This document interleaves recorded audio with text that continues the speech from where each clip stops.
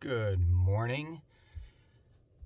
The plan on Wednesday was to be super, super productive. It was to record a whole lot of stuff because there was plans for today, Thursday.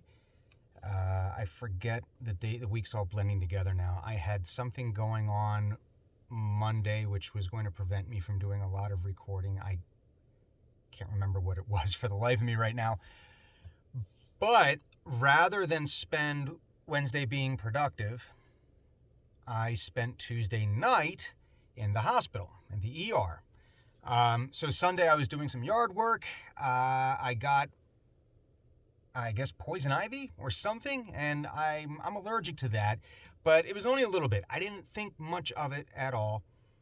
And Monday it was still itching, so I started cleaning it. And I guess I might have ripped one of the blisters open or something. I don't know. But by Tuesday, where I thought the rash was just spreading, it actually had turned into an infection.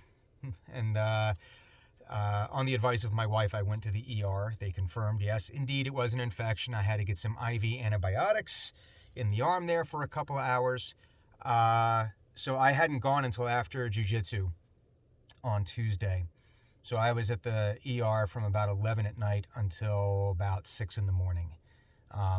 So only got like an hour or so sleep there, got home, got another couple hours of sleep. So yesterday was not productive on that front at all. So now today, trying to get back in and get back to doing some auditions and some recording.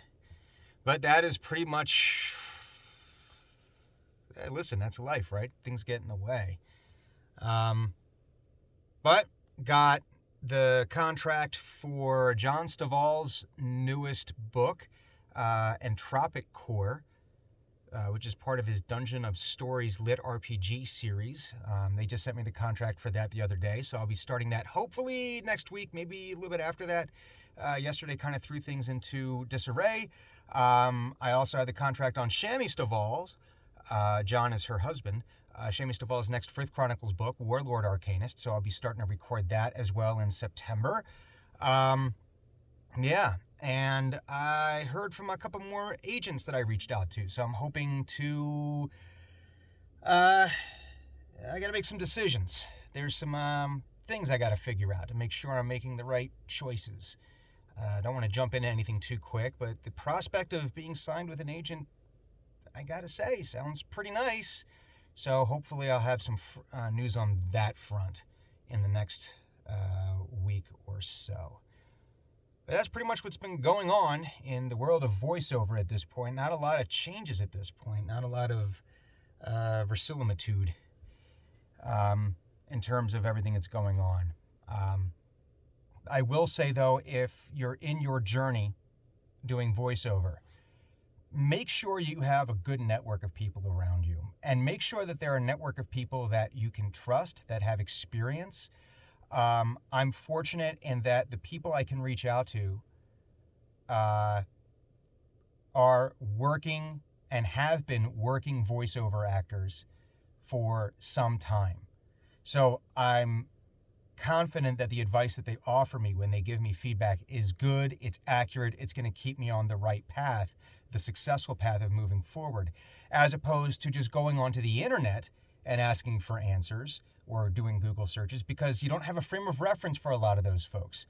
I had sent a message out. I'd put something on Reddit a little over a month ago, maybe 6 weeks ago. And I was trying to figure out, for some of these agents that were asking for my submission to be mailed to them, they had asked, I was asking, should you send a CD or a USB drive? Because I really didn't know. And I had said in the post, please only respond if you have an agent or if you are an agent. And wouldn't you know that a bunch of people that were just like, well, I don't have an agent, but, or I'm not an agent, but, you don't have a point of reference then, you know? And one of them was like, well, that sounds really odd. Just apply on their website. Or email them. That's what you should do. It's like, no, they specifically said don't email them. So there's a lot of people out there that are in the voiceover realm that might be making some money off of this, but I wouldn't trust their advice just because they don't have the experience. They don't know what they don't know. So my advice would be, make sure you have a good network of people around you in the voiceover community that are knowledgeable and want to see you succeed. That's going to be to your benefit to have that. That's the big takeaway, I guess. So, anywho, thanks for tuning in. I'll have another update soon. I am assuming, provided that I keep on living. I don't have plans to stop doing that. So, anyway, have a great day. Have a great week.